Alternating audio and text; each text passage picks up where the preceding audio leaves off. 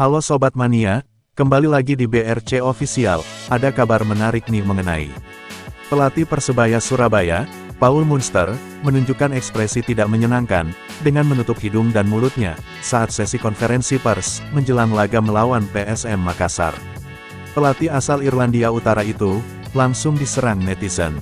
Persebaya dijadwalkan away ke kandang PSM, di Stadion Gelora B.J. Habibie, Parepare. Untuk laga pekan ke-26, Liga 1 2024/2025. Duel PSM versus Persebaya ini, digelar Jumat, tanggal 7 Maret tahun 2025, pukul 20.30 waktu Indonesia Barat atau pukul 21.30 WITA. Yang dimenangkan oleh tim tamu, Persebaya Surabaya, dengan skor tipis 1-0. Munster menutup hidung, dengan menggunakan jersey yang dikenakannya. Karena merasa mencium aroma tidak sedap. Aksi tutup hidung itu, dilakukan Munster, dari awal konferensi pers hingga selesai. Bau kurang sedap, kemungkinan ini bau lem, kata Munster. Aksi tutup hidung Munster ini, kemudian membuatnya diserang netizen. Media sosial Instagramnya, dibanjiri cercaan dari netizen, khususnya fans PSM.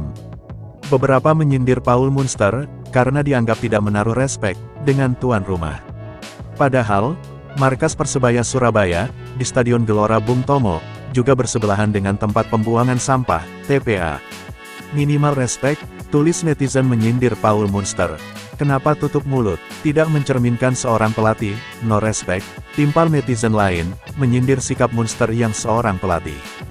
Untuk diketahui, Paul Munster, dari awal tidak senang, dengan venue pertandingan melawan PSM Makassar, digelar di Stadion B.J. Habibie.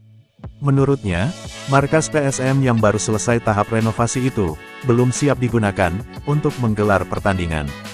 Saya mendengar banyak hal, sebelum datang ke sini, tentang tempat ini.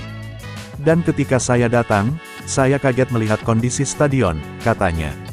Masih banyak belum siap, seperti AC pendingin ruangan, pemain terpaksa ganti baju di dalam ruangan, dan juga bau kurang sedap, tambah Munster, sambil menutup hidungnya. Nah itu dia sobat untuk update kabar hari ini, bagaimana pendapat kalian sobat? Tulis pendapat kalian ya sobat, dan jangan lupa like, komen dan subscribe.